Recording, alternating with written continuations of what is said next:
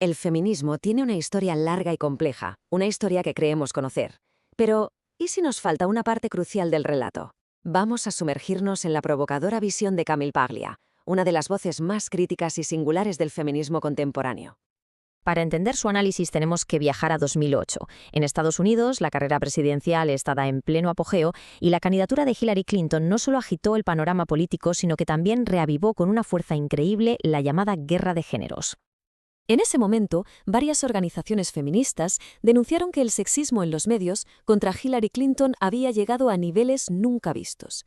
Pero entonces apareció Camille Paglia, que como académica y experta en medios, dijo públicamente que esa afirmación era, y cito, sencillamente ridícula. Y ahí saltó la chispa. Para Paglia, la idea de pedir solidaridad de género, o sea, votar a una mujer solo por ser mujer, era algo ya superado. Su argumento era que las mujeres son seres racionales, perfectamente capaces de votar, basándose en los méritos de un candidato, no en su identidad.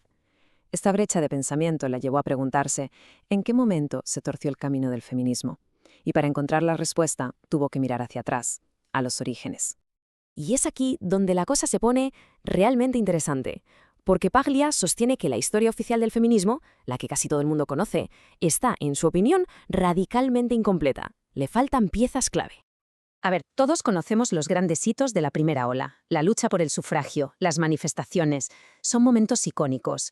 Pero Paglia argumenta que las fuerzas que de verdad impulsaron esos logros no son las que nos suelen contar. De hecho, cree que han sido borradas de la historia a propósito. Ella señala tres influencias que hoy sonarían casi a tabú en la narrativa feminista. Primero, el cuaquerismo, que fue como la escuela de oratoria para las primeras sufragistas. Segundo, el capitalismo, que les dio independencia económica con trabajos y, ojo al dato, con electrodomésticos que liberaban tiempo. Y tercero, el movimiento por la templanza contra el alcohol, que fue su primer gran campo de entrenamiento para organización política. Vale, avanzamos en el tiempo. Llegan los años 60 y con ellos la segunda ola. Fue un auténtico tsunami de energía y cambio, pero según Paglia, ese poder inmenso llevaba dentro la semilla de su propia destrucción. El movimiento, dice, empezó a fracturarse casi desde el primer día.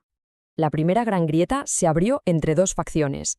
Por un lado, feministas como Betty Friedan, más centradas en los problemas de las mujeres casadas y heterosexuales, que temían que el activismo lésbico asustara a la mayoría. Y por otro, las jóvenes radicales, que estaban hartas del sexismo que veían incluso en sus compañeros de la izquierda y que exigían, una revolución total.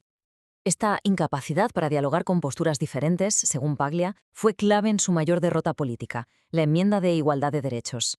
Fue frenada por la activista conservadora Phyllis Schlafly. Y en lugar de debatir sus argumentos, que los tenía, sobre el servicio militar o los baños unisex, el movimiento feminista se limitó a demonizarla. El conflicto interno se disparó en los 80 con las famosas guerras del porno.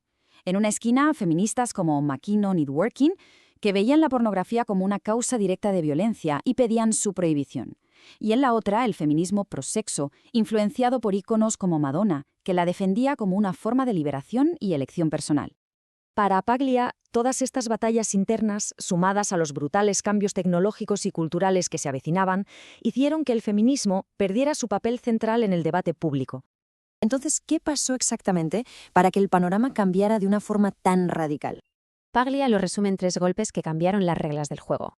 Primero, la televisión por cable, que rompió el monopolio que tenía el feminismo para hablar sobre género. Segundo, la llegada de Internet, que dio voz a miles de puntos de vista alternativos. Y tercero, la aparición en los medios de una nueva generación de mujeres conservadoras, muy elocuentes, que desafiaron abiertamente el discurso feminista dominante. Pero para Paglia, el golpe de gracia, el que dinamitó la credibilidad del movimiento, llegó con el escándalo de Bill Clinton. Ver a las líderes feministas defenderlo, dándole la vuelta a sus propios argumentos sobre el acoso y el abuso de poder, fue visto por gran parte del público como un acto de pura conveniencia política. Bueno, después de este diagnóstico tan contundente, Paglia no se queda ahí. Concluye su análisis con una serie de propuestas para el futuro. Y como es de esperar, son bastante provocadoras. Entonces, ¿cuál es la solución? Para Paglia, el camino es claro.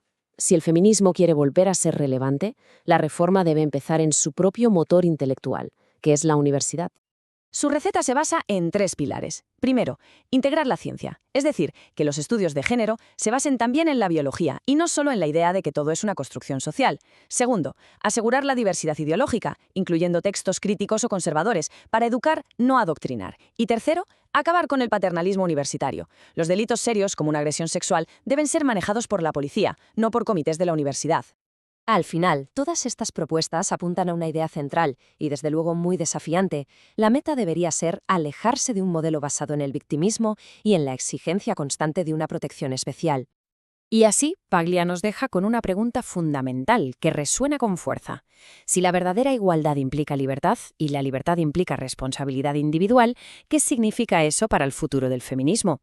¿Es necesario abandonar la idea de una protección especial para ser verdaderamente iguales? Una cuestión sin duda para reflexionar.